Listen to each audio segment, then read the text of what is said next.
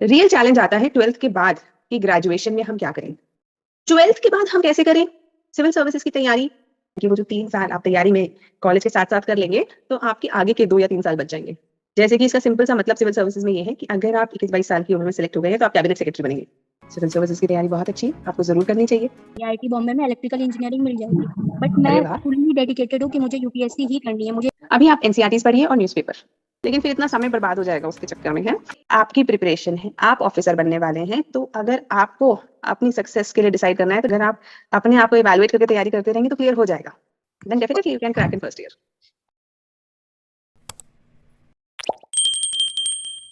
मैं थोड़ा-सा basic introduction दे देती हूँ अपना भी और इस टॉपिक का भी।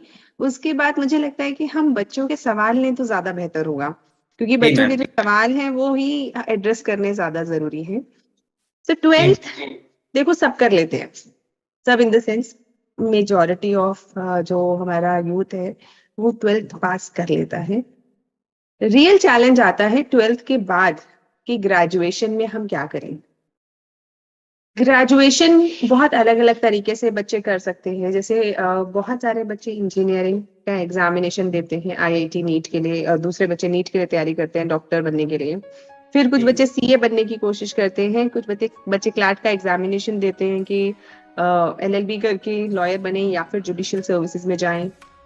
इसके जी अलावा कुछ बच्चे सिंपल बीए बीकॉम भी करते हैं, जो ह्यूमैनिटीज बैकग्राउंड इसलिए लेते हैं कि शायद आगे चल के सिविल सर्विसेज का एग्जाम देंगे। और लगभग ये सारे ही बच्चे, इनमें से जो क्रीम बच्चे होते हैं वो आगे चल के कुछ सिविल सर्विसेज का एग्जाम देते हैं, कुछ एमबीए करके फॉरेन यूनिवर्सिटीज या कहीं पर चले जाते हैं आगे की पढ़ाई करने। कुछ आफ्टर कॉलेज जॉब्स ज्वाइन कर लेते हैं। ये सारे रास्ते सब बच्चों के लिए खुले हैं।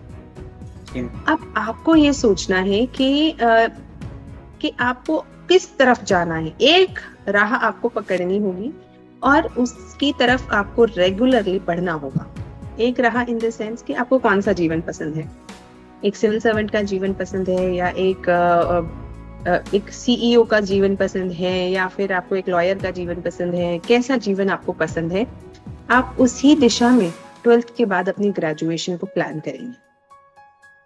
मैं क्योंकि सिविल सर्वेंट रही हूँ, तो और अभी मैं सिविल सर्विस की ट्रेनिंग देती हूँ, तो मुझे ऐसा लगता है कि I will be more appropriate in guiding you how to prepare for civil services after 12th।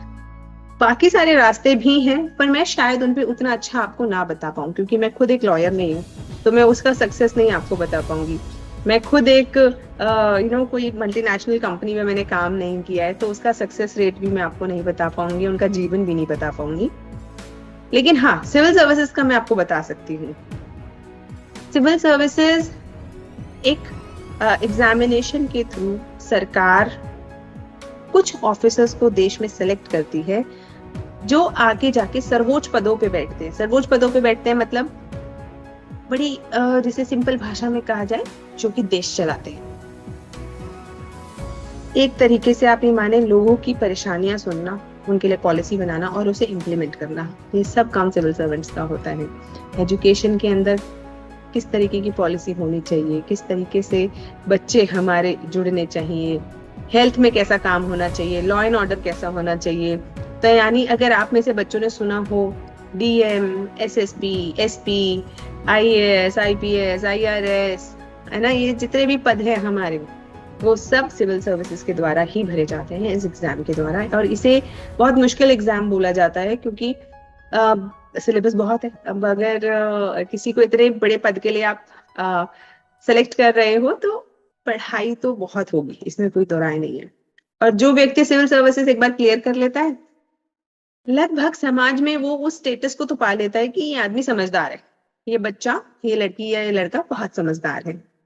तो इसमें भी कोई दो राय नहीं है कि हो सकता है कुछ समय बाद आपके कुछ रिश्तेदार या कुछ बड़े लोग आपके पास आके सलाह भी मांगने लगे कि इसने सिविल सर्विसेज क्लियर किया, इसको ज्यादा ज्ञान है, इसको ज्यादा पता है, तो इससे बात करी जाए। ये तो हो गया सर्विसेज से रिलेटेड। 12th के बाद हम कैसे करें सिविल सर्विसेज की तैयारी। देखिए, 12th के बाद ग्रेजुएशन तो मस्ट है, क्योंकि बिना ग्रेजुएशन के आप सिविल सर्विसेज का एग्जाम दे ही नहीं सकते, क्योंकि मिनिमम एलिजिबिलिटी इज ग्रेजुएशन। तो उस मिनिमम एलिजिबिलिटी के लिए कोई भी एक ग्रेजुएशन आपको करनी पड़ेगी। अगर आप IIT या NEET या CA या फिर जिसे कहना चाहिए ये सारी चीजें कर रहे हैं, कोई ऐसा प्रोफेशनल कोर्स कर रहे हैं, तो ठीक है, ये आपका एक बैकअप प्लान भी बनेगा। जो बच्चे ह्यूमैनिटीज कर रहे हैं वो कॉलेज के साथ साथ भी तैयारी कर सकते हैं। मैं तथास्तु मैंने ओपन भी इसी इनिशिएटिव के कारण किया था। वो इनिशिएटिव क्या, बेसिकली बच्चे जो हैं वो ईयर्स बहुत वेस्ट कर देते हैं। जैसे पहले आपने कहीं से एक्स इंस्टीट्यूशन से ग्रेजुएशन करी, फिर आप ओल्ड राजेंद्र नगर या मुखर्जी नगर गए, फिर आपने 1 साल कोचिंग करी, फिर उसके अगले साल प्रैक्टिस करी, फिर एग्जाम दिया, तो 2-3 साल लग गए सिर्फ और सिर्फ पहली बार एग्जाम देने में। इसकी बजाय आप ग्रेजुएशन के दौरान ही अगर अपनी तैयारी कर लें, यानी कि वो जो 3 साल आप तैयारी में कॉलेज के साथ साथ कर लेंगे, तो आपके आगे के 2 या 3 साल बच जाएंगे। And we all know the earlier you get success more better. आप जितना जल्दी सक्सेसफुल हो जाते हैं जीवन में उतनी ही आगे बढ़ पाते हैं। जैसे कि इसका सिंपल सा मतलब सिविल सर्विसेज में ये है कि अगर आप 21-22 साल की उम्र में सिलेक्ट हो गए हैं तो आप कैबिनेट सेक्रेटरी बनेंगे। कैबिनेट सेक्रेटरी मतलब एकदम solid powerful position in country. और अगर आप बहुत लेट सेलेक्ट होंगे तो शायद कभी कैबिनेट सेक्रेटरी ना बन पाए। कुछ लोग तो अगर बहुत लेट सेलेक्ट होते हैं, 30 की उम्र में सेलेक्ट होते हैं, तो कई बार सेक्रेटरी भी नहीं बन पाते।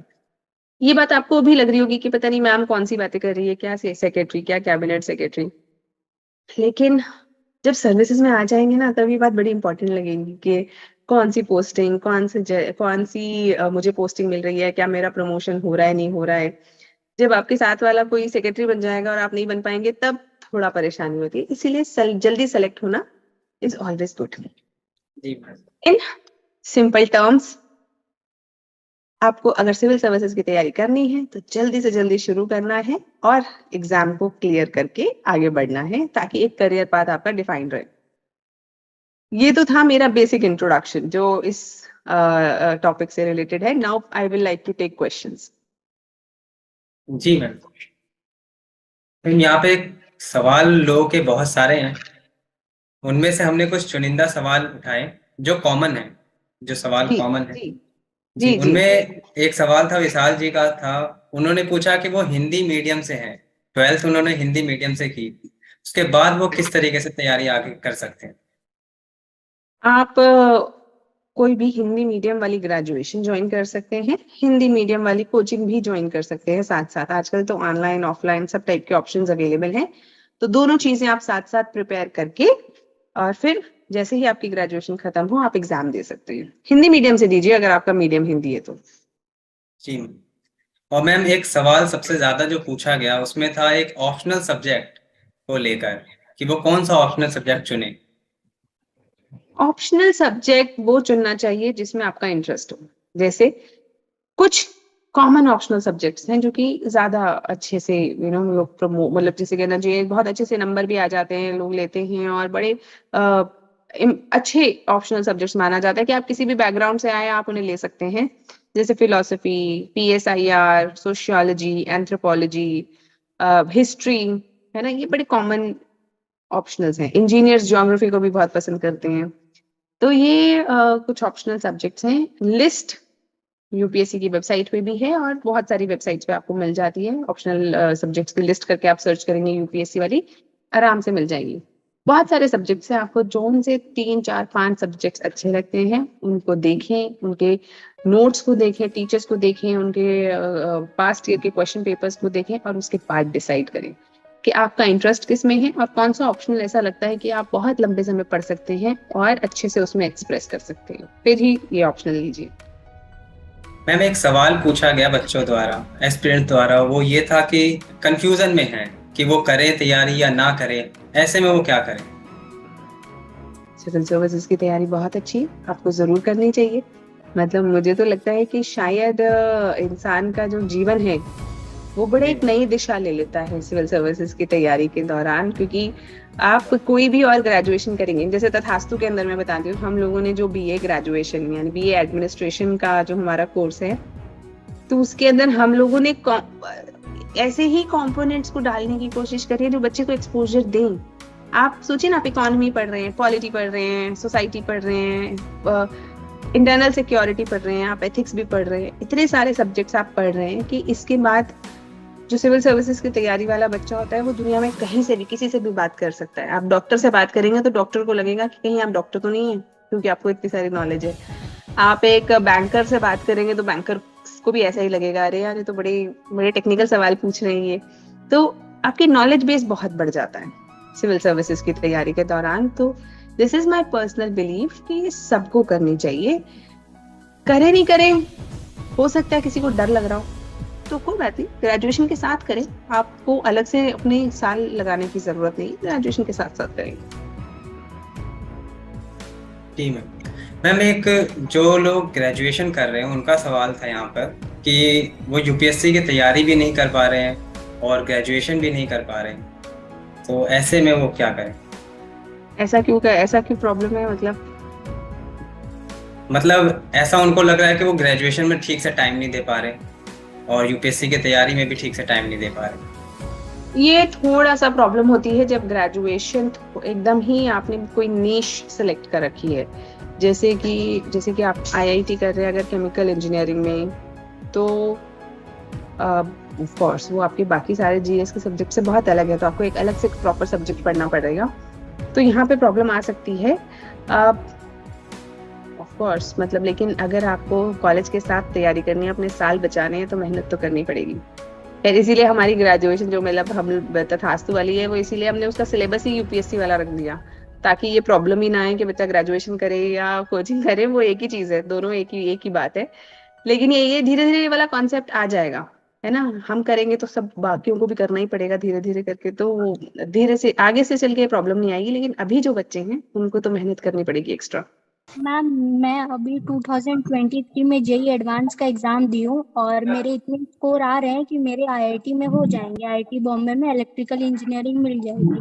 बट अरे मैं वाह। फुल्ली डेडिकेटेड हूँ कि मुझे यूपीएससी ही करनी है, मुझे एक प्रोफेशनल ग्रेजुएशन करनी थी, इसीलिए मैंने आईआईटी की प्रिपरेशन की 12th के साथ और मेरी हो गई।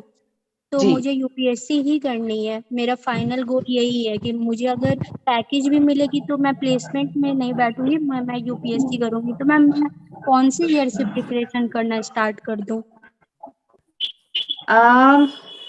आपका नाम क्या है बच्चे? मैम मेरा नाम सेजल केसरी है। सेजल, दो तरीके हैं।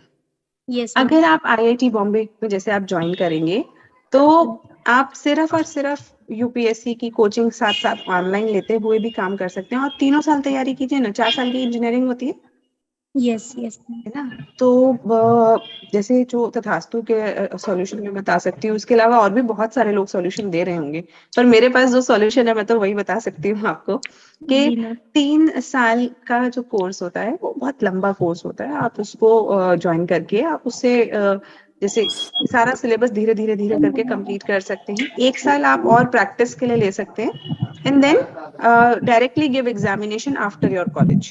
मैम आपका तो जैसे ही खत्म हो ज्वाइन। मैम तो मैं फर्स्ट ईयर से ही कोचिंग ज्वाइन कर लूँ, मतलब ऑनलाइन ऑनलाइन। कोचिंग? ऑनलाइन देखो, अब 2-3 चीजें हैं।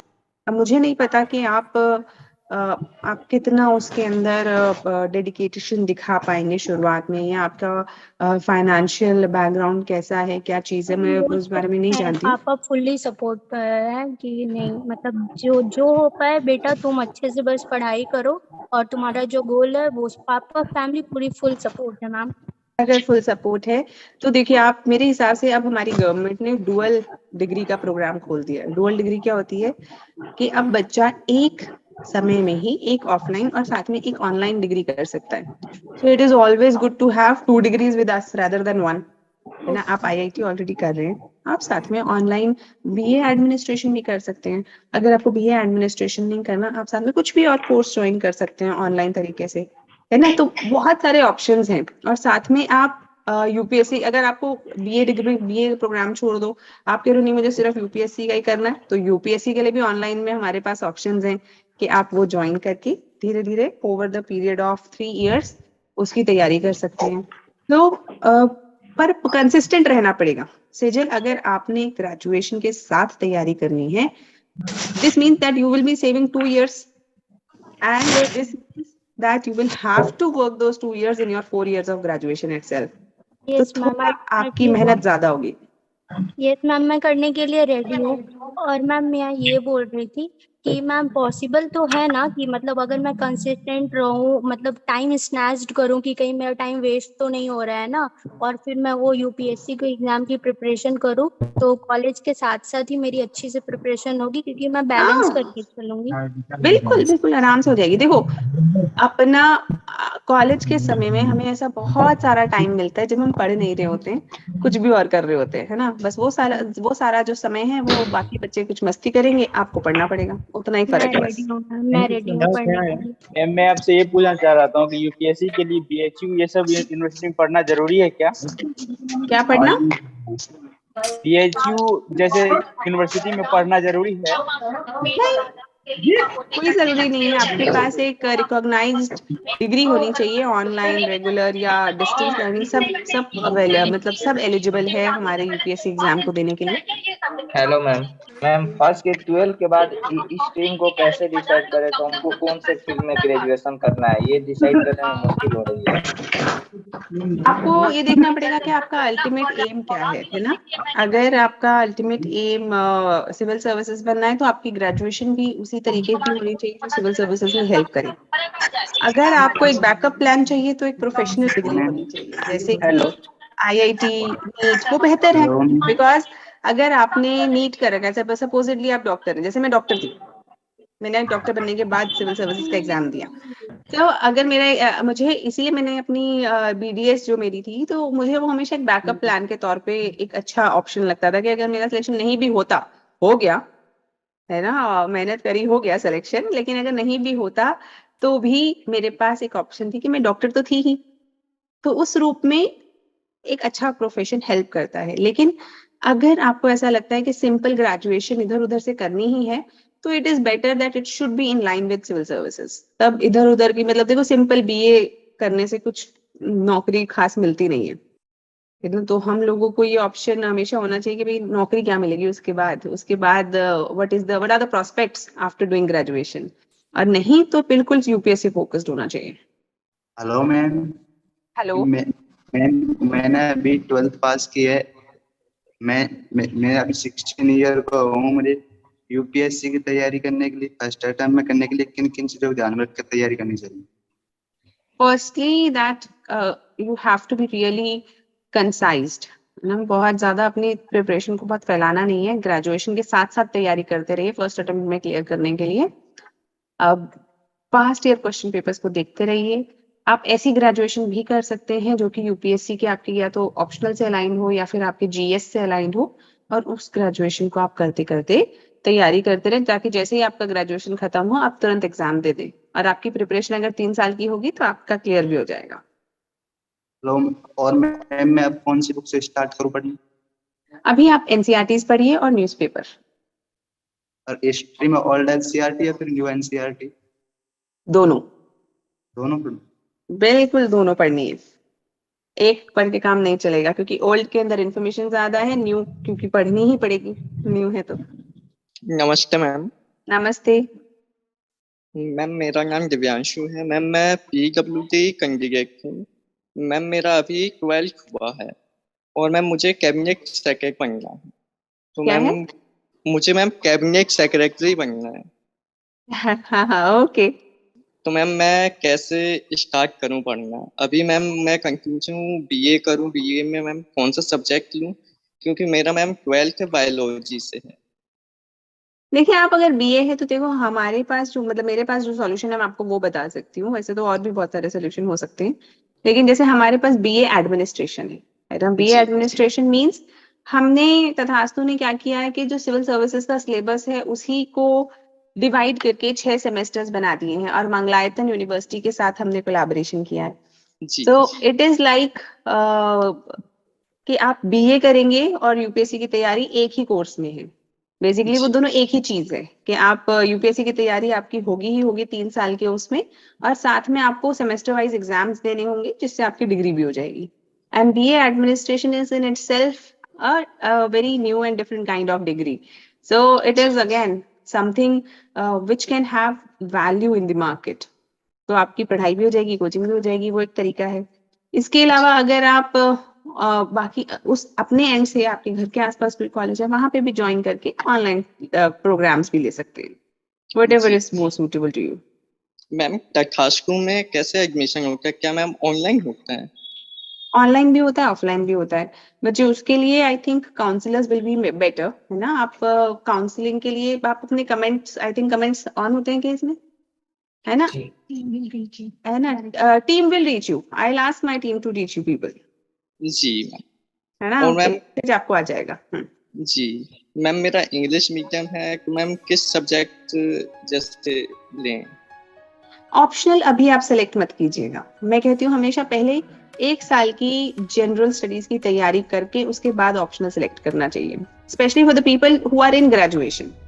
जी क्योंकि अभी से ऑप्शनल ले लेंगे, फिर क्या होता है थोड़े दिनों बाद लगता है अरे नहीं नहीं ये ऑप्शनल अच्छा नहीं है, मेरे को अच्छा नहीं लग रहा, फिर आपको लगेगा आप चेंज कर लो, लेकिन फिर इतना समय बर्बाद हो जाएगा उसके चक्कर में, है।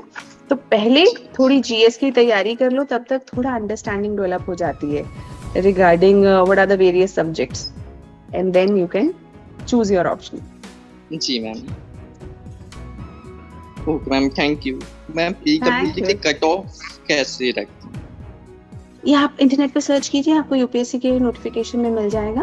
एंड पीडब्ल्यू बहुत सारे सब बेनिफिट्स अवेलेबल है गवर्नमेंट की तरफ से, है ना। नंबर ऑफ अटेम्प्ट्स के भी हैं और वैसे भी है जी कट ऑफ का, है ना। ट्रेंड आप जाएंगे ना, ऐसे डालेंगे you know cut off trend analysis for UPSC CSC, तुरंत आ जी। जाएगा।